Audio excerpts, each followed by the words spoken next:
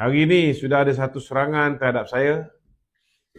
Saya nak jawab dulu sebab saya nak jawab. Sebenarnya serangan ini dilakukan melalui WhatsApp. WhatsApp oleh calon yang menentang saya di Seri Gading, tuan-tuan. Yang juga merupakan timbalan Ketua UMNO bahagian sekarang ni lah, Datuk Lasim Burhan. Mana tadi dia tulis? Okey. Saya jawab sikit sebab saya nak jawab dia dalam grup ketua cawangan ni sebab patutnya bahagian bila mana saya telah pun dibatalkan pemecatan. Ahli Majlis Kerja Tertinggi telah pun mengembalikan jawatan saya sebagai ketua UMNO cawangan dan juga Ahli Majlis Kerja Tertinggi UMNO. Tapi hanya Ahli Majlis Kerja Tertinggi UMNO je yang masukkan saya balik dalam grup WhatsApp. Saya request untuk masuk balik grup WhatsApp ketua-ketua cawangan di Seri Gading. Tak dapat sampai sekarang. Macam pilihan raya lepas lah, pilihan raya negeri. Kita merayu dengan Datuk Lasim ni supaya diberikan peluang untuk berceramah dalam pilihan raya. Pun tak dapat juga. Tapi sekarang ni bila saya dah kembali sebagai ketua UMNO cawangan pun masih lagi tidak dimasukkan dalam grup WhatsApp. Jadi saya terpaksa jawab melalui live. Jangan marahlah bila saya jawab melalui live ni sebab saya tidak ada peluang untuk menjawab dia secara peribadi. Beliau hari ini dia kata, Assalamualaikum, di sini saya terpanggil memaklumkan kepada sahabat semua dan Datuk Lokman sendiri. Dia memaklumkan saya tapi saya tak dimasukkan dalam grup WhatsApp tersebut. Tentunya saya perlu respon kepada beliau apabila secara terbuka menyebut nama saya berkaitan dengan beberapa perkara. Saya buat kenyataan hari semalam, saya memuji Ketua UMNO bahagian Seri Gading iaitu Datuk Ali Sheikh Ahmad kerana beliau telah memberi laluan kepada orang muda. Beri laluan kepada orang muda untuk menawarkan diri sebagai Ketua UMNO bahagian. Cuma saya sebut yang menawarkan diri menentang saya sebagai Ketua UMNO bahagian ialah timbalan Ketua UMNO bahagian sekarang ni. Betul lah apa yang saya cakap. Dan saya beritahu bahawa beliau tewas dalam pilihan raya yang lepas. Dan kalau ikut apa yang dilakukan oleh Datuk Aziz Karpawi, bekas ketua bahagian sebelum Datuk Ali, bila dia tewas, dia tidak mempertahankan jawatan dia.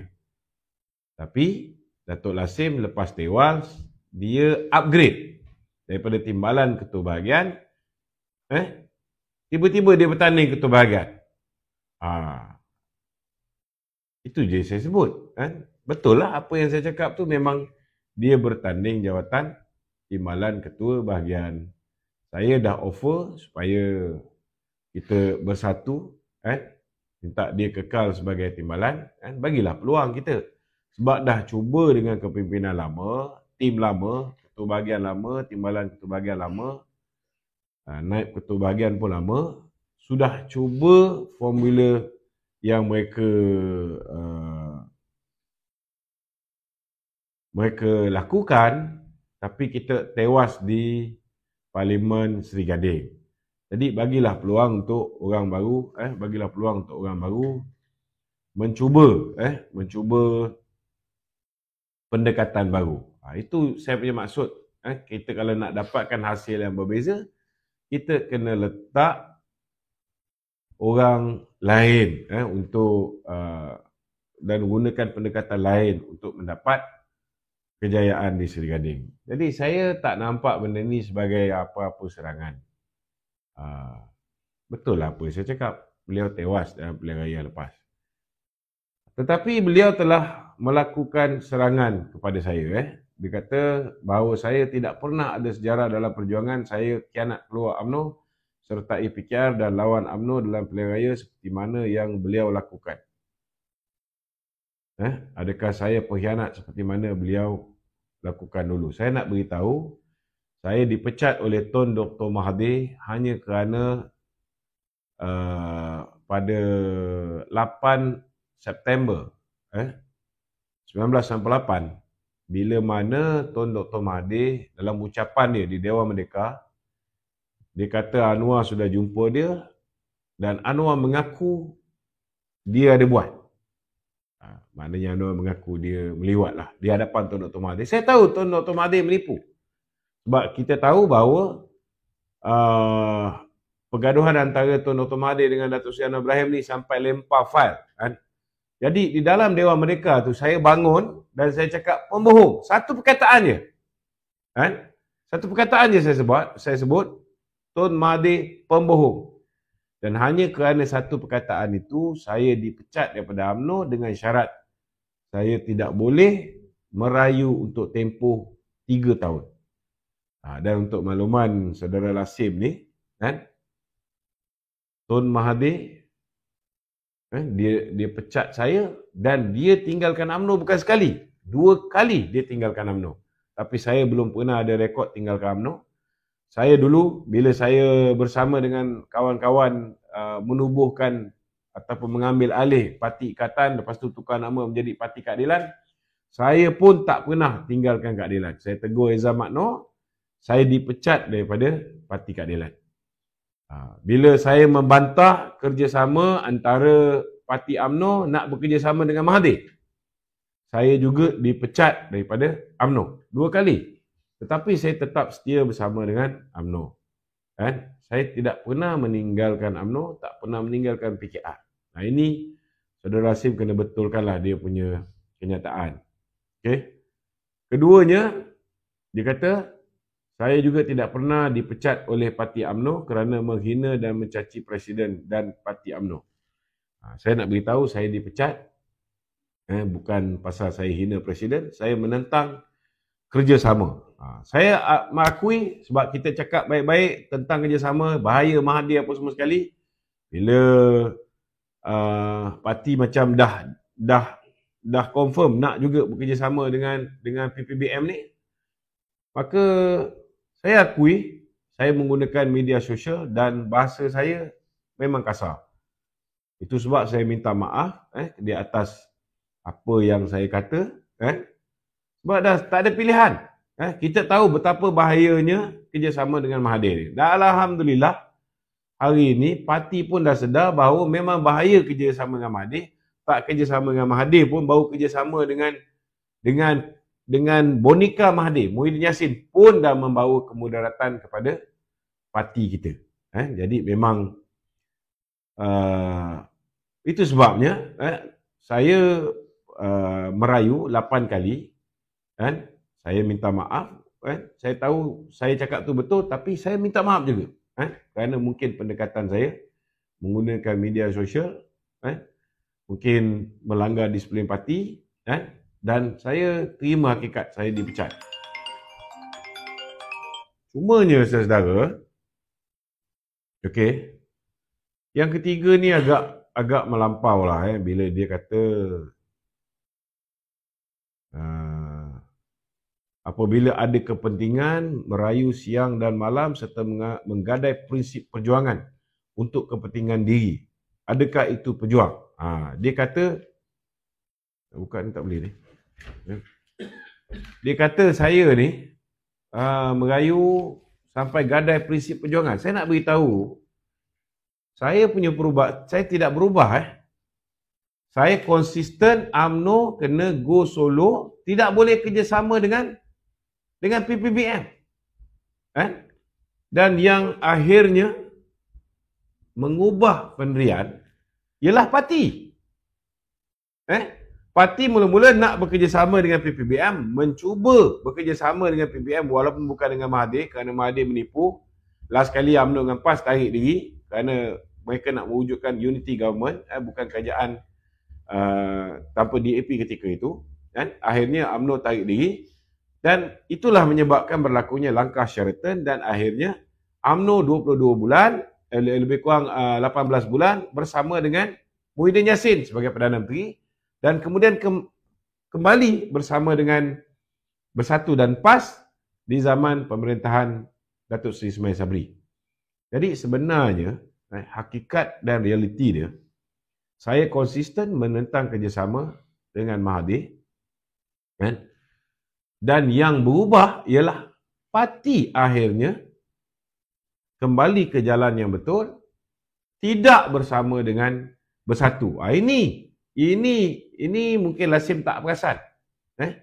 Dia sampai kata saya, ni tengok apa dia cakap. Dia kata, saya bukan blogger murahan jalanan yang bersiaran secara harian menghentam pemimpin tertentu dengan harapan akan mendapat bayaran untuk pemimpin tersebut apabila ditekan. Okey, ini memang cantik lah. Terima kasih saya ucapkan kepada Datuk Lasim ni, kerana kenyataan dia nombor 3 ini sudah cukup untuk saya saman dia, kan? Dan ini pun dah cukup untuk saya buktikan kepada lembaga disiplin parti beliau telah melakukan fitnah ke atas diri saya dalam siri kempen. Daripada 1 Februari hingga 19 hari bulan Mac, mungkin Lasim lupa bahawa kita tak boleh memfitnah lawan kita ataupun mereka yang bertanding. Kan? Dia kata saya blogger murahan jalanan. Saya nak beritahu, saya takkan rasa malu untuk digelar blogger murahan ke jalanan. Memang betul. Memang betul. Saya peringkat awal, saya Majlis Kerja Tertinggi UMNO. Tetapi walaupun saya Majlis Kerja Tertinggi UMNO, saya turun ke jalan raya. Dan untuk maklumat Lasim, semenjak saya turun ke jalan raya itulah saya dapat membakar semangat anak-anak muda, dapat membakar semangat pejuang-pejuang UMNO untuk bangkit menentang Tun Dr. Mahathir. Jangan lupa tu. Dan bila kita mula melawan Tun Dr. Mahathir, kemudian beberapa bulan selepas itu, ramai kawan-kawan yang lain mula bangkit. Bila dia tengok kita tak ada masalah, boleh lawan Mahathir. Sebelum tu orang takut Mahathir. Orang takut Mahathir ni seorang yang pernah digelar sebagai Maha Zalim, diktator, Maha Fir'aun. Orang takut lawan dia. Kerana kerja-kerja kita turun jalan raya, buat report polis, buat demonstrasi depan Sogo, depan Jalan Tengku Abdul Rahman, menentang Mahathir. Kerana itulah parti menjadi kuat balik. Parti kembali mendapat semangat untuk menentang. Dan jangan lupa, penyatuan antara UMNO dan PAS juga bermula selepas perhimpunan besar-besaran ISET di jalan raya. Hina sangat ke jalan raya ni. Saya sebagai MT UMNO boleh turun jalan raya. Sepatutnya dia sebagai Exco Pemuda bersama-sama dengan saya pada ketika itu. Turunlah sama-sama jalan raya. Ni nak hina orang dulu turun jalan raya tu. Berat tu kes ni. Kemudian dia kata saya ni bersiaran secara harian menghentam pemimpin tertentu dengan harapan akan mendapat bayaran untuk pemimpin tersebut apabila ditekan. Maknanya dia cakap ni, saya hentam pemimpin-pemimpin tertentu dengan harapan pemimpin ni dah tertekan, pemimpin ni bayar saya. Saya bersumpah dengan kalimah wallahi wabillahi watallahi, seumur hidup saya tak pernah tuan-tuan dibayar oleh orang yang saya hentam ni, seperti mana yang difitnah oleh saudara Lasim Burhan. Bukan semua orang macam tu, saudara Lasim. Itu saya nak beritahulah. Dan bagi saya fitnah ni sangat jahat lah. Dan saya terpaksa lapor pada jawatan kuasa disiplin parti sebab kita dalam tempoh kempen ni tidak boleh memfitnah, tidak boleh mengeji. Saya nak beritahu tuan-tuan, kalau saya tak buat live tiap-tiap malam macam ni, ramai ahli kat bawah sana, dia tak faham apa berlaku dalam politik negara ni. Ramai orang saya rasa menanti-nanti menunggu live kita setiap malam. Yang mana yang prefer buat kerja lain, prefer kerjasama dengan Perikatan Nasional, sudah pasti dia tak minat dengan apa yang saya perkatakan. Terutamanya orang-orang yang pro geng-geng yang pro Perikatan Nasional. Sudah pasti mereka tak minat dengan apa saya perkatakan sebab saya menentang mereka secara konsisten. Daripada mula kita kalah, saya lawan dengan Mahathir. Bila mereka nak bekerjasama dengan Mahathir, saya juga menentang mereka, tak kira lah dalam parti ke luar parti. Yang saya serang tuan-tuan, bukan orang yang menjadi aset kepada parti. Siapa yang saya lawan? Saya lawan dengan orang macam Isyamuddin Tun Hussein. Yang hari ni bila Lasim nak bertanding, dia pakai poster, dia pun quote Dato' On. Kita pun boleh faham bila dia quote Dato' On tu nak menunjukkan bahawa dia bersama dengan Isyamuddin. Tak apa, itu hak dia. Dia nak quote Dato' On ke, dia quote Isyamuddin ke, silakan. Tak salah. Tetapi janganlah sampai dia kata, dah lah saya tekan untuk dapatkan duit daripada orang yang saya serang. Dia kata, politik cari makan seperti ini adalah lebih hina dan memecah belahkan UMNO. Mengaibkan lagi jika ada berkepentingan diri, makanya pusing 360 darjah untuk membela dan melabel orang lain pengkhianat. Sedangkan tindakan dia yang dia lakukan lebih teruk daripada itu. Saya nak beritahu dengan tuan-tuan, Isyamuddin, bila dia ketika kita kalah, dia menjadi pemangku timbalan presiden. Dia lari daripada perjuangan. Dia tidak mengekalkan jawatan timbalan presiden.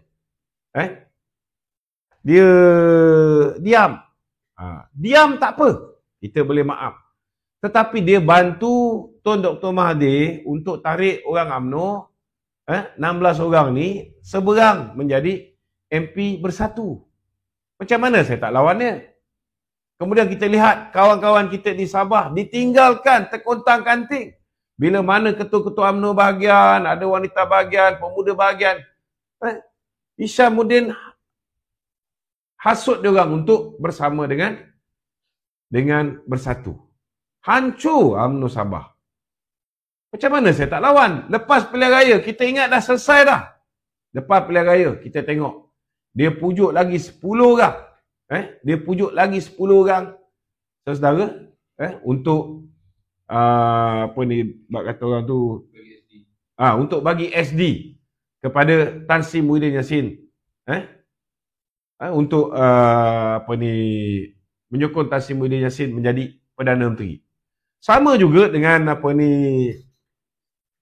Khairi Jamaluddin. Saya serang Khairi Jamaluddin sebab dia 5 hari sebelum pilihan raya, dia serang Presiden UMNO, tak apa lagi. Dia serang parti, kata parti ini parti sesat. Memanglah Lasim marah sebab tahun 2018, bila kita bawa nama Datuk Seri Zahid sebagai calon Presiden, beliau dan tim beliau bawa calon Khairi Jamaluddin. Memanglah dia marah. Dia budak KJ. KJ siap buat satu video khusus untuk menyokong beliau sebagai calon di Seri Gading. Jadi yang kita serang tuan-tuan ialah orang yang pro kepada Perikatan Nasional. Parti dah ambil keputusan untuk bersama dengan Pakatan Harapan hari ni. Patut dah selesai dah isu ni. Tapi mereka ni masih meneruskan. Dan mereka sudah pun dihadapkan ke jawatan kuasa disiplin parti, dan parti dah mengambil keputusan. Macam Isyamuddin digantung. Kalau dia masih setia kepada kita, dia tunggulah. Saya pun pernah dipecat. Mula-mula diterima balik sebagai ahli biasa. Selepas 19 bulan saya dipecat, saya diterima balik sebagai ahli biasa. Saya buat lagi 3 surat rayuan. Nak dapat ahli biasa tu 8 surat rayuan. Sebab apa saya merayu? Sebab saya sayang parti saya ni. Tapi hari ni Isyamuddin, apa dia buat? Dia kata saya takkan merayu. Dan dia masih lagi kata dia tak salah. Cuba kita bayangkan. Dia bantu musuh kita sebelum pilihan raya. Lepas pilihan raya 2018, dia bantu Mahathir. Lepas tu dia kerjasama dengan membantu Muhyiddin. Kita suruh tarik sokongan daripada kerajaan Muhyiddin. Mereka tak nak tarik sokongan kepada kerajaan Muhyiddin. Lepas pilihan raya ni kita ingat dah selesai. Dia masih lagi bagi SD kepada Muhyiddin Yassin. So saya ni yang lawan Isyamuddin pengkhianat. Orang yang menyokong Isyamuddin, itu tahap dewa. Itu bagi Lasim mungkin dia berpandangan begitu. Okey? Dia kata, benar saya kalah pilihan raya tempoh hari. Mungkin Dato' Lokman lupa bahawa beliau terlebih dahulu juga tewas pilihan raya Sungai Kandis. Saya nak beritahu, saya ahli UMNO bahagian Seri Gading. Saya belum pernah diberi peluang untuk bertanding di di Seri Gading. Kena ingat ni. Ini kena ingat. Saya hampir-hampir Presiden dah panggil untuk bertanding di Dun Paik Raja. Tapi saya dipancung. Saya dipancung oleh satu orang ketika tu. Ketika ni dia sedang bertanding. Saya tak boleh sebut nama dia. Salah. Kemudian sama juga pilihan raya. Patut saya bertanding di Seri Gading Parlimen. Tapi ada orang hantar memorandum. Jadi Presiden minta saya supaya tak bertanding. Saya tak nak cakap lah Presiden cakap apa dengan saya. Tapi sekarang ni semua orang dah tahu. Presiden menjanjikan untuk dilantik senator. Kalau menang. Cuma sekarang ni tak menang.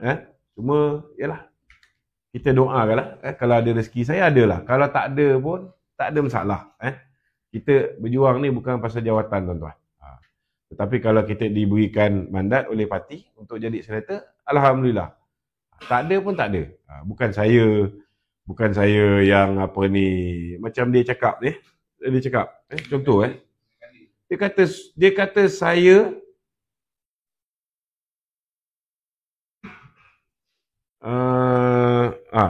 ni Sungai Kandis saya dah rakan-rakan tu dia kata Sungai Kandis.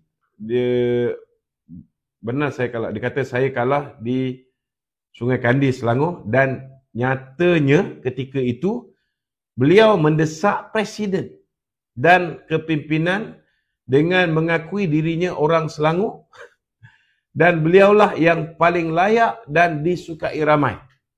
Masya Allah, ini fitnah yang sangat jahat. Wallahi wabillahi watallahi. Saya nak beritahu, saya tak pernah minta pun Presiden nak bertanding di Sungai Kandis. Saya terima panggilan Presiden dan saya terima panggilan Timbalan Presiden minta saya bertanding di Sungai Kandis. Kena faham, mungkin Lasim tak tahu pada ketika itu kita baru sebulan lebih, 2 bulan lebih selepas pilihan raya. Pada ketika itu ramai yang masih lagi takut-takut. Yang dah turun jalan raya semenjak kita kalah ni, yang lawan Pakatan Harapan, saya dan teman-teman, masa tu kita panggil pemantau Malaysia Baru. Jadi nak lawan di kawasan yang 12,800 undi, BN kalah. Itu yang Presiden minta saya lawan. Dia kata kita kena letak fighter. Tak boleh letak orang biasa bertanding di situ. Itu sebab daripada Johor, saya diminta bertanding di Selangor. Wallahi wabillahi watallahi. Saya tak pernah minta dengan Presiden. Dan dia sebut saya desak Presiden. Ini kalau saya sama memang saya buat duit ni, tuan-tuan. Betul. Macam mana dia nak buktikan saya desak Presiden ni? Maknanya lepas ni kalau ada duit lepas pemilihan ni, ada duit ni nak bawa dia orang ni pergi jalan makan angin. Baru betul. Kan? Saya dan rakan-rakan turut membantu dan berkampung di sana untuk membantu kempen pilihan raya Sungai Kandis atas semangat solidariti parti tanpa sesin pun menggunakan kewangan. Ini kita ucap terima kasih. Kita ucap terima kasih. Adakah beliau juga tidak layak untuk memimpin apabila pernah tewas? Saya nak beritahu Lasim, bila saya pergi ke Sungai Kandis ni, saya tahu memang akan kalah. Tetapi matlamat kita ialah pastikan jangan malu. Dan saya yakin parti tak malu. Kerana dalam tempoh 86 hari daripada kalah 2,800, saya turunkan kekalahan itu sehingga 5,000 saja. Dan kalau ketika itu PAS dah bersama dengan kita, tentu dah saya menang. Dah lah pengundi putih 10,000 tak keluar mengundi pada ketika itu. Dan PAS belum lagi bersama dengan kita. Kalau PAS ketika itu bersama dengan kita, insya-Allah tuan-tuan, kita akan menang macam 7 pilihan raya negeri. Semenjak daripada pilihan raya kecil. Semenjak daripada Cameron Highland, Semenyih, Rantau, apa semua kita menang. InsyaAllah. Di situ 70% pengundi Melayu. Sekurang-kurangnya saya dan pasukan telah membuktikan dan mengambil balik kursi Dun Pahit Yani dan mengurus kemenangan dan menambah majoriti Dun Parit Raja. Itu track record saya dan pasukan dalam mengurus pilihan raya. Betul lah. Jangan lupa juga, kita juga menyumbang juga dalam memastikan kemenangan di pilihan raya negeri tu. Cuma rezeki kita tak ada, kita di blok. Walaupun saya merayu secara peribadi dengan saudara Rasim supaya saya dibenarkan berceramah. Saya dipanggil satu Malaysia, tetapi di kawasan, di bahagian saya sendiri ni, saya di blok. Jadi kalau politik macam ni, macam mana kita nak maju? Itu je lah saya nak beritahu.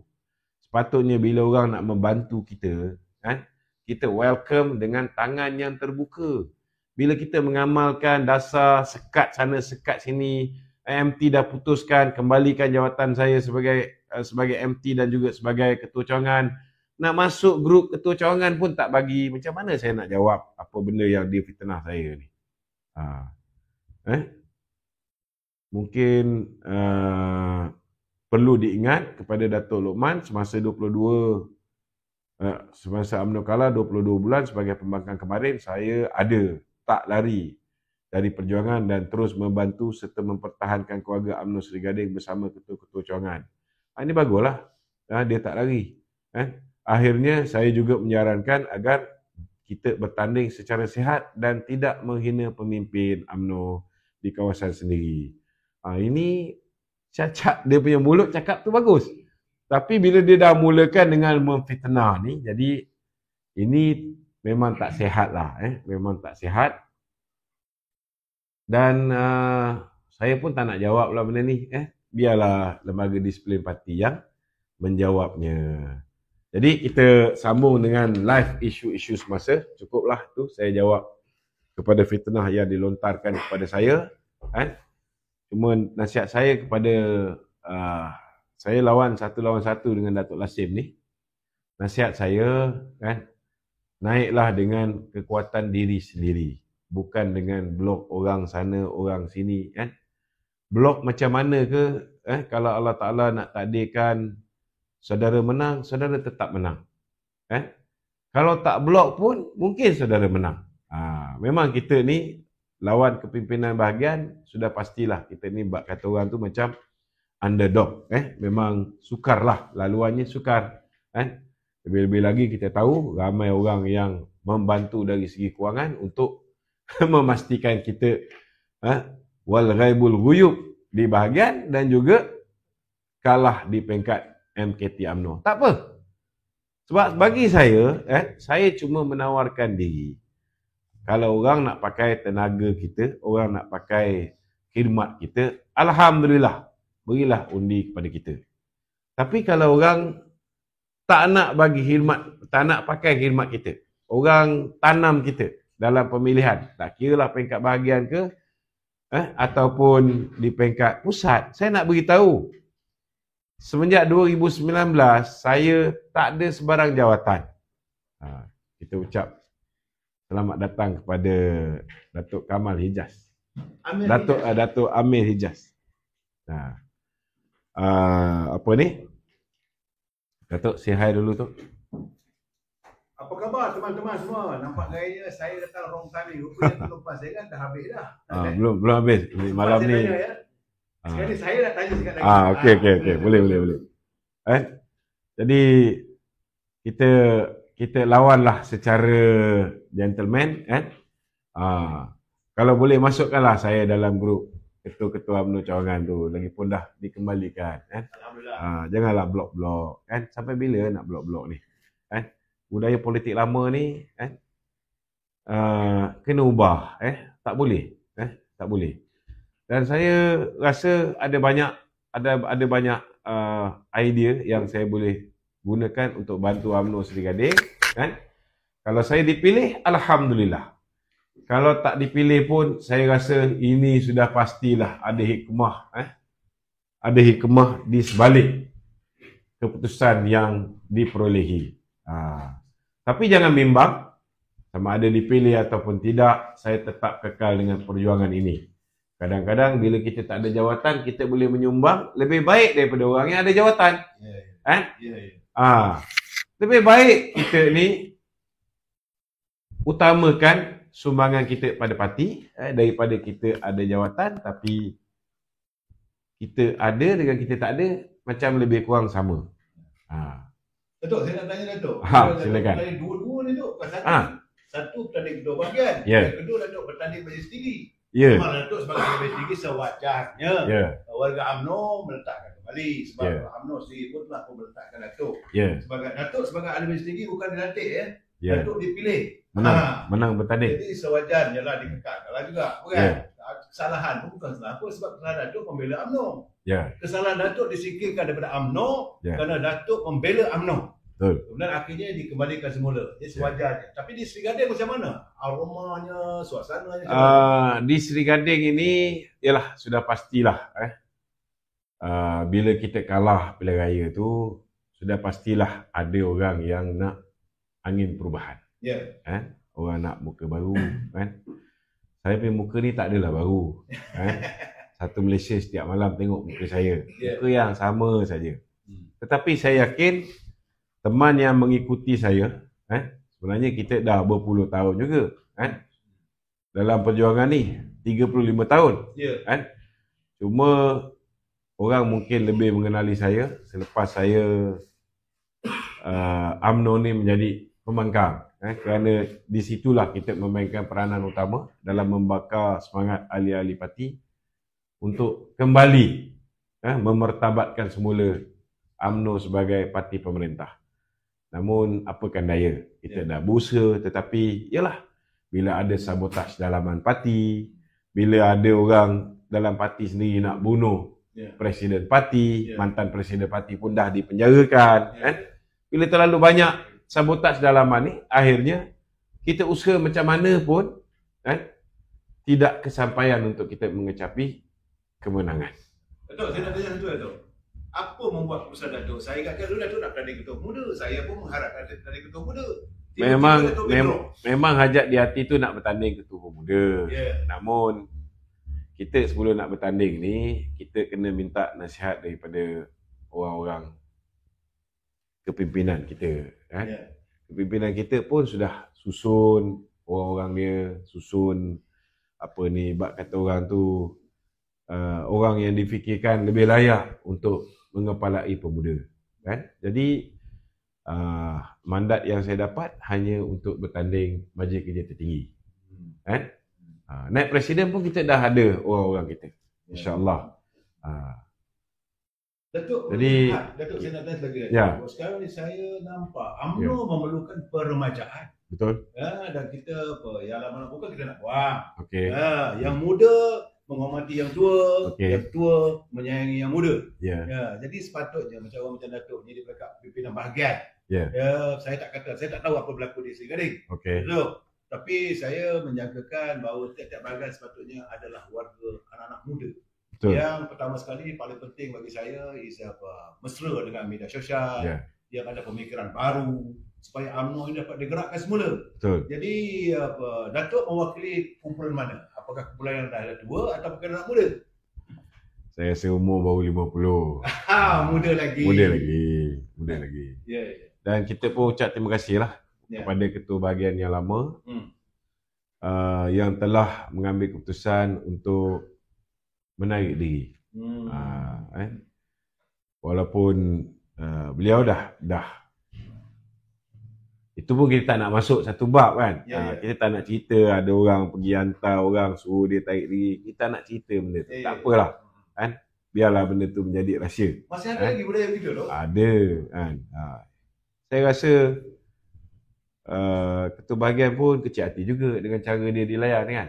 Tapi tak apalah. Korang-korang bila dia membuat keputusan untuk tarik diri, itu jelas menunjukkan dia berbesar hati lah. Tok, saya nak tanya lagi Tok. Ini selain daripada politik ni, saya agak runsing. Benar-benar memang saya cakap Datuk sebenarnya. Saya agak runsing melihat bahawa bagaimana bidang perundangan negara kita ni dilihat dalam keadaan yang tidak menentu. Apabila Ketua Hakim membuat kenyataan yang saya rasa banyak pihak lah. Majlis Perunding Melayu pun sudah mula pun bersuara, penasihat dan pakar-pakar penganalisa undang-undang pun bersuara berhubung dengan kes Hakim Nazlan ini, kenyataan Tengku Maimon. Saya bukan nak menentang apa pimpinan di peringkat perundangan, tapi pandangan untuk saya nampak ada kerunsingan saya bagaimana sistem undang-undang kita ini macam ada tempang sikit. Bagi saya sistem undang-undang kita memang sangat tempang. Sebab bila mana Tun Mahathir berkuasa, dia lantik Ketua Hakim Negara dia sendiri, tidak melalui proses perundangan.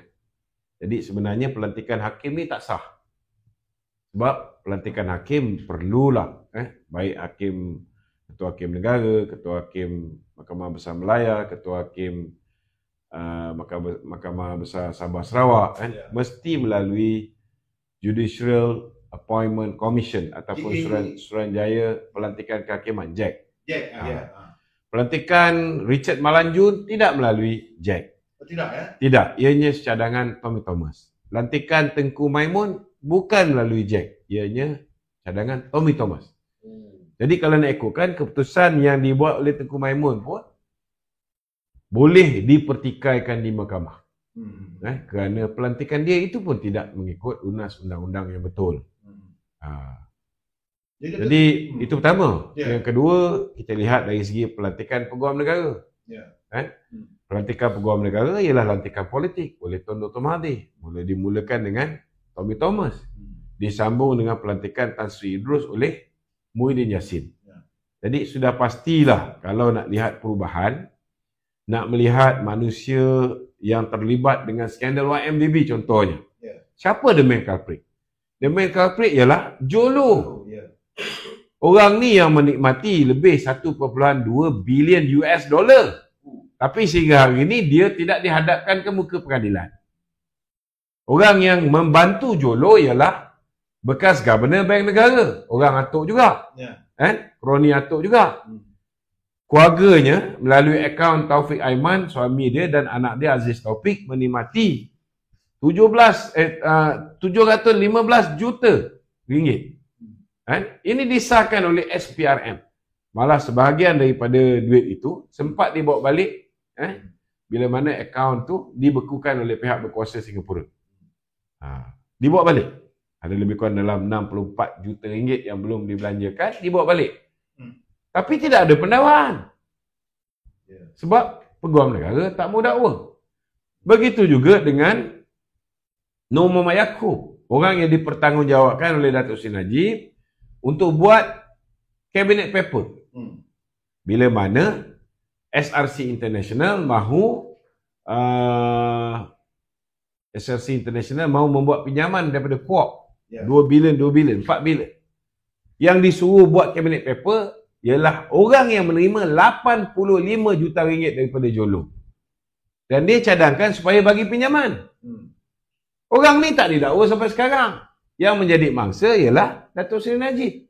Jadi macam mana saya nak kata saya boleh terima dengan keputusan tidak mendakwa yang dibuat oleh peguam negara. Begitu juga dengan Hakim Nazlan. SPRM dah lama dah selesai siasat.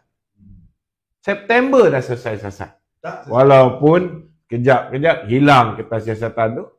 Tapi sekarang dah komplit. September dah komplit.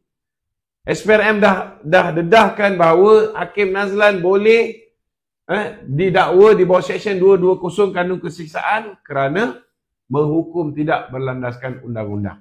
Saya ingat mungkin tak ada protokol pun tak?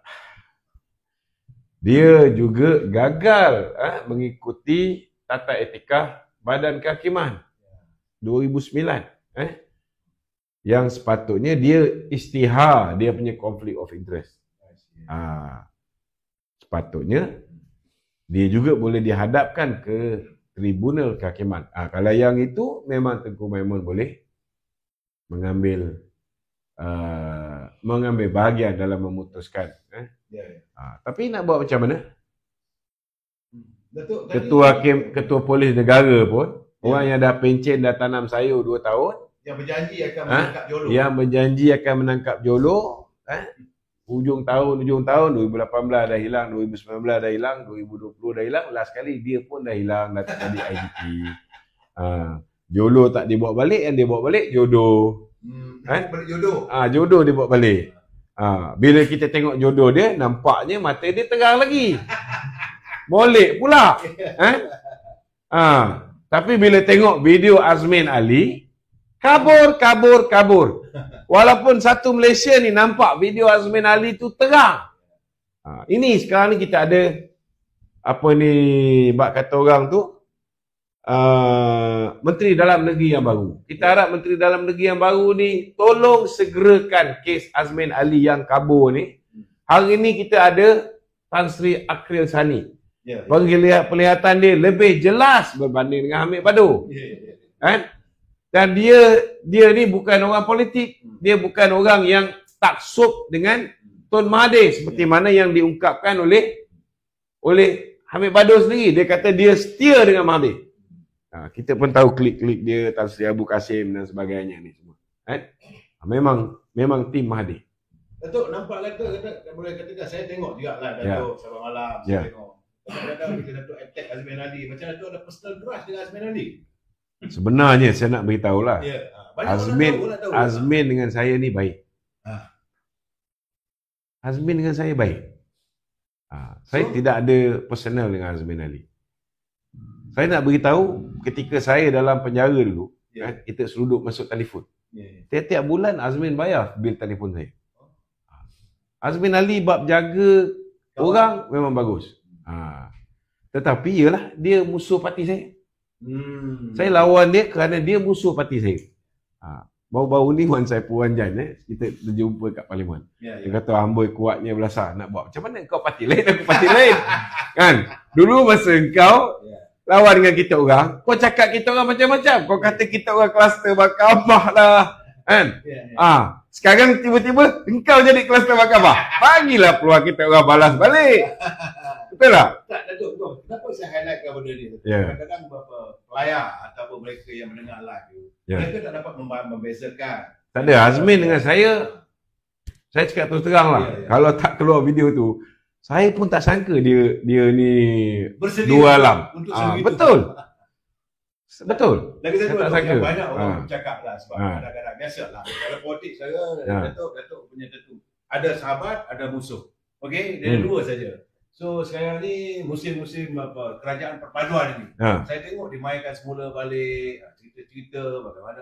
Masa ceramah politik, saya selalu mengatakan, masa kita berceramah politik masing-masing nak jaga parti masing-masing. Tapi nampak gayanya masih dimainkan isu ini. So boleh Datuk bagi komen sikit. Isu yang mana ni? Biasa Datuk, takkan tak tahu. Datuk orang politik. Yalah, orang duk bangkitkan sekarang ni ada dua isu lah. Pertama isu liwat dan isu apa ni, dana yang didedahkan oleh Tan Sri Murad. Dia dulu timbalan governor. Yang timbul balik sekarang ni lah. Sekarang timbul balik. Saya nak beritahu, ketika kita bersama dengan UMNO menentang PKR, menentang Pakatan Harapan, menentang Perikatan Nasional, apa saya tak cakap? Memanglah semua benda, semua bukti, semua fakta yang saya ada, saya keluarkan. Sebab kita nak menangkan parti kita. Perkara yang sama dengan Rafizi Ramli. Apa yang Rafizi tak cakap pasal Dato' Najib? Apa yang Rafizi tak cakap tentang Dato' Zahid? Apa yang Rafizi tak balun kita? Rafizi pun balun. Dato' Seri Anwar pun sama juga. Dia pun balun kita. Dia buat lagu lagi, sedap lagi. Hoi hoi yahoi lagi. Betul tak? Kan? Tetapi Allah Ta'ala dah putuskan. Dia tak bagi kita ni semua menang. PKR tak menang. PKR kalau boleh nak memerintah bersendirian. UMNO pun kalau boleh nak memerintah bersama kawan-kawan BN saja. PN pun kalau boleh nak memerintah hanya geng dia saja. Tapi tak berjaya. Tak ada orang diisytiharkan pemenang boleh bentuk kerajaan secara bersendirian. Jadi apa yang berlaku ialah Muhyiddin mempunyai peluang bila dititahkan oleh tuanku minta supaya Perikatan Nasional bergabung dengan PH. Patutnya dia terima. Dia jadi timbalan Perdana Menteri. Tak jadi kluster mahkamah. Hari ini saya nak beritahu, bukti-bukti tentang Muhyiddin dah cukup. Anytime dia boleh didakwa. Dah cukup lah. Dah cukup. Dah cukup. Bukan setakat Muhyiddin. Bukti tentang Azmin Ali ni, Ketua Polis Negara pun dah terang mata dia. Dah tak ada masalah lah. Cuma kita nak tengok peguam negara sanggup tak dakwa tak dakwa. Takkan dia nak dakwa orang yang melantik dia jadi peguam negara kan? Ini kita tak tahu. Mungkin peguam negara pun boleh berubah. Malaysia boleh berubah. Tak ada masalah. Kan? Jadi, kalau kita fikir perbezaan kita sebelum kita berada dalam kerajaan bersama, selepas Perikatan Nasional tolak Kerajaan Perpaduan, ke bawah dulu tuanku titahkan supaya BN pula yang bersama dengan Kerajaan Perpaduan ni, dan BN bersetuju, dan kita pun wujud kerajaan secara bersama. Sepatutnya dah tak payah fikir apa benda yang kita cakap yang lepas. Ya, betul. Kalau nak kirakan, saya pun tak nak gabung ni. Sebab pening kita cakap dulu lain. Sekarang kita kena pertahankan balik. Dia macam begini tu. Itu sebab saya ambil pendekatan, saya takkan ubah kenyataan saya yang lepas. Kalau nak suruh saya ubah kenyataan saya yang lepas, boleh, dengan syarat sama-sama tarik balik kenyataan. So kalau kita nak fikir tentang titik perbezaan kita, nak clearkan perbezaan kita ni, kita akan waste masa yang terlalu panjang. Sekarang kita kena cari titik persamaan. Kita dah berhadapan dengan pilihan raya negeri tak lama lagi ni. Kita kena ada satu pasukan yang kuat, dan sebelum kita ada pasukan yang kuat, kita kena pastikan orang-orang Barisan Nasional ni boleh terima Pakatan Harapan. Pakatan Harapan pula kena pastikan orang-orang Pakatan Harapan ni boleh terima Barisan Nasional. Berhentilah sebut kleptokrasi. Berhentilah sebut kata kita ni kluster mahkamah dan sebagainya. Kita pun kena berhentilah sebut benda-benda yang tak baik yang kita cakap tentang dia orang. So kena move on, cari titik persamaan. Dan kena naik pentas bersama, supaya orang nampak kita betul-betul dah bersedia. Tambahan pula, kerjasama dengan Perikatan Nasional ni cukup membahayakan dan boleh memusnahkan masa depan parti kita. Kerjasama dengan PH, kita ada masa depan yang cerah. PAP tak bertanding kawasan Melayu. PKR pun saya rasa sangat tolerate. Mereka banyak fokus pada kawasan-kawasan bandar. Dan kita boleh kejar kawasan-kawasan yang dimenangi oleh PAS dan juga oleh Bersatu ni. Malah di Selangor pun saya ingat, walaupun sekarang ni kita cuma ada 5 kursi. Saya yakin PKR pun tak nak nampak macam UMNO ni dibuli. Saya yakin Menteri Besar Selangor pun akan berikan yang terbaik untuk nampak mereka berlaku adil pada semua parti komponen Kerajaan Perpaduan. Dia tak akan nampakkan UMNO bertanding sikit sangat. Kalau nak ikut prestasi BN menang pada pilihan raya yang lepas, mungkin BN boleh dapat 2 kursi je. Lagi teruk. Sebab kita kena sabotaj dalaman. Bila Ketua Perhubungan Selangor tak bertanding, dia pun sabotaj parti kita. Kita boleh jadi lebih parah. Tapi saya yakin kepimpinan Yang Amat Berhormat Datuk Seri Amiruddin, dia akan make sure bahawa BN takkan berhadapan dengan kesukaran untuk explain dengan kita punya sahabat-sahabat, kita punya pejuang-pejuang UMNO kat bawah ni. Dia akan, mungkin dia akan bagi kita ekstra. Mana dah tahu kan, kalau ada rezeki dia bagi 10 ke 12 kursi untuk UMNO bertanding di Negeri Selangor. Itu bagi saya dah cukup. Yang penting UMNO perlu berada bersama dengan kerajaan negeri Selangor. Dan kita, yang paling penting lagi, kita kena pastikan cita-cita KJ, cita-cita Muhyiddin, cita-cita Syahidan Kasim nak memerintah negeri Selangor ni, kita benamkan. Itu yang paling penting. Okay, Datuk, saya nak tanya Datuk satu lagi lah. Sebab kalau dulu Datuk tak explain, kita dengan keadilan ni kita bergaduh, tapi kita dah baik. Kalau dulu kita bergaduh dengan PAS, apa nak kata? Kafir lah, sembelih orang Islam lah. Tapi waktu itu Datuk dalam Majlis Tinggi. Bukan? Waktu itu Datuk sebagai ahli Majlis Tinggi UMNO dan boleh menerima PAS sebagai rakan yang kita saling berpeluk-pelukan. Akrabnya. Sampai menangis tu. Dan saya ingat Datuk pun menangis juga. Bukan? Jadi kenapa yang itu tidak diwawarkan? bahawa kita boleh dengan apa boleh melupakan tiba-tiba dengan keadilan. Sebab betul, ni, betul. Boleh serangkan. Dia macam inilah Saya nak beritahu dengan PAS ni lebih mudah. Kerana bila kita bergabung dengan PAS pada ketika itu, kita berhadapan dengan sebuah kerajaan yang dipimpin oleh Tun Dr. Mahathir. Dan Tun Dr. Mahathir ni, dia memainkan sentimen perkauman. Sangat kuat. Dan dia juga, dengan agenda-agenda tersembunyi dia, bukan hanya agenda dia untuk membenam UMNO, tetapi dia juga cuba untuk membenam Anwar Ibrahim. Dan kita lihat, dia cuba grow jumlah ahli parlimen dia, supaya parti dia mempunyai ahli parlimen yang ramai, dan kerusi Perdana Menteri itu tak payah diserahkan kepada PKR, di bawah pimpinan Dato' Seri Anwar. Jadi, kita nak bagi orang Islam faham sangat mudah. Kebetulan pada ketika itu, DAP lama ni banyak mengeluarkan kenyataan-kenyataan yang menguris perasaan orang Melayu.